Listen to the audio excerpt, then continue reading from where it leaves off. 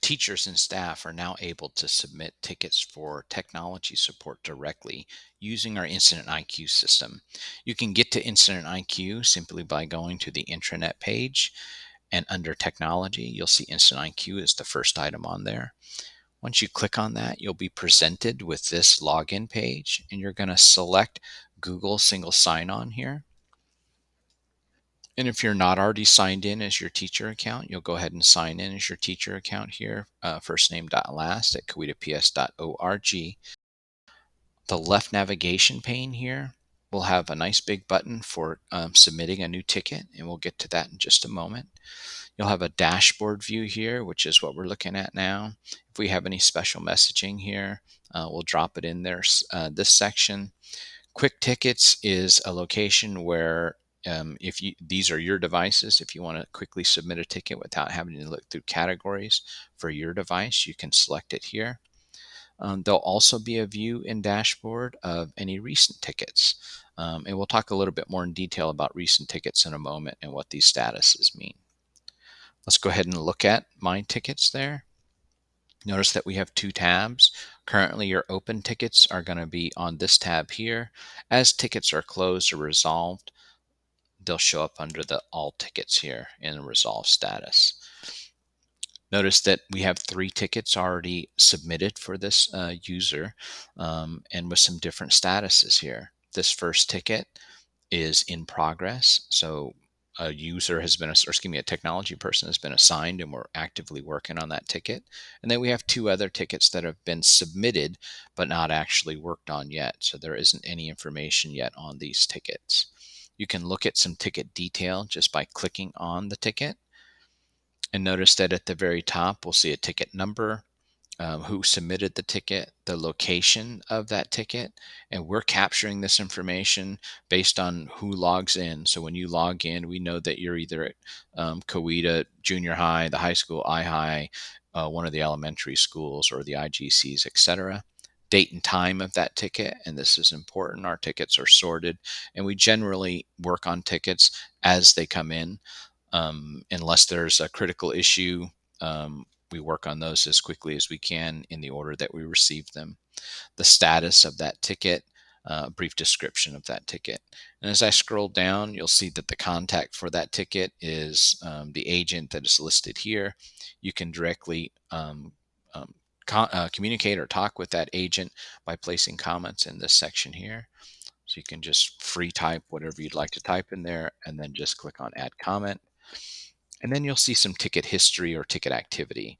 So from the moment this ticket was created at 11:06 on July 22nd, we'll see that at 11:07, Michael Carter jumped right on that ticket, but is missing the contact number and is asking for that. And in this example, I responded as the teacher with my extension on that ticket. So I can close out of this detailed ticket view up in the upper right-hand corner here.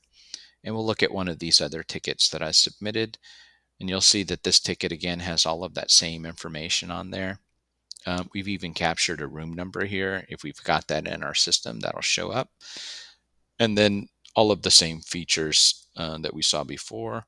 Ticket activity always shows that it has been submitted, so it's not been worked on yet. So you could go ahead and just type in a comment on this ticket, even though it's not assigned to an agent yet, just letting them know what the status of that ticket is.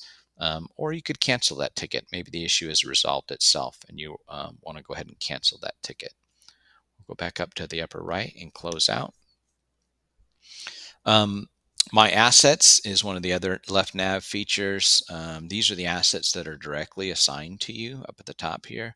And then you may have assets that are assigned to the room that you're in this case, room 408 at the junior high school. So some assets that are in there. So if you have problems with these devices, you can quickly submit tickets on them simply by clicking on the device and being able to submit a ticket right here.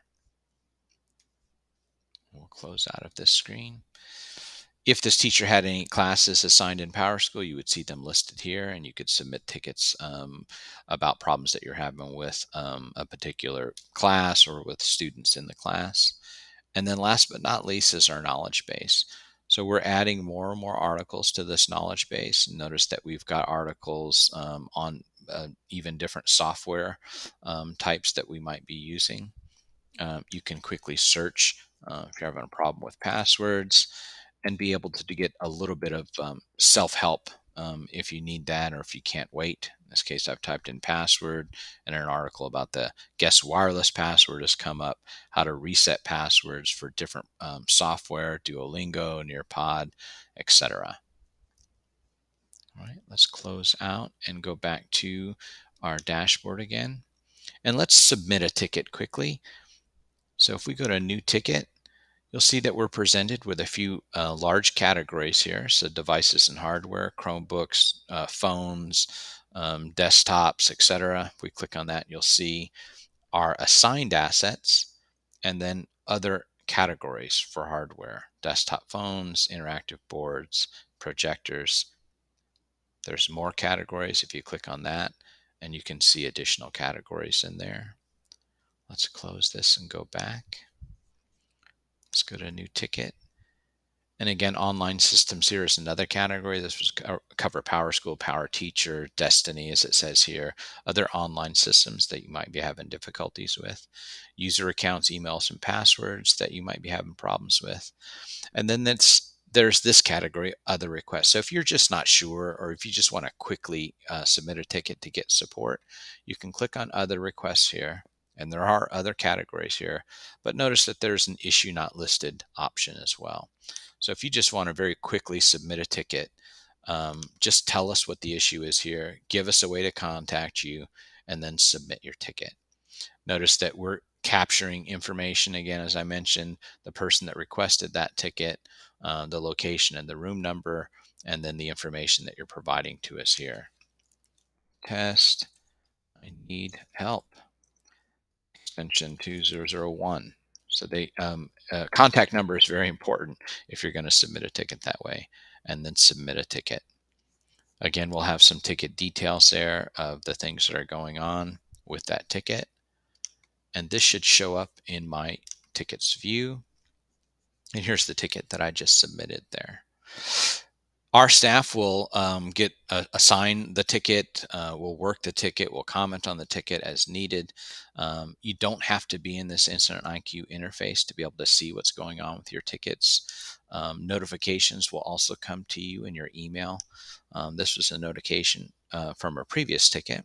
Notice that it says, very importantly, waiting on requester. So technology has your ticket. Someone was assigned, but now we need some additional information. So when we're sending these out, or if you notice maybe there's a delay on your ticket, you might want to take a look at the notifications and see if there's something that we're waiting on for you. And in this ticket, notice that it has a very quick summary of what's going on with that ticket as well. So this ticket was assigned to Michael Carter. That's the agent or the technology support person that's working on this ticket. He changed that status from submitted to in progress, realized that he didn't have a way to contact the user and put a comment in there. And then the status was changed to waiting on requester so that we could get that information from the person.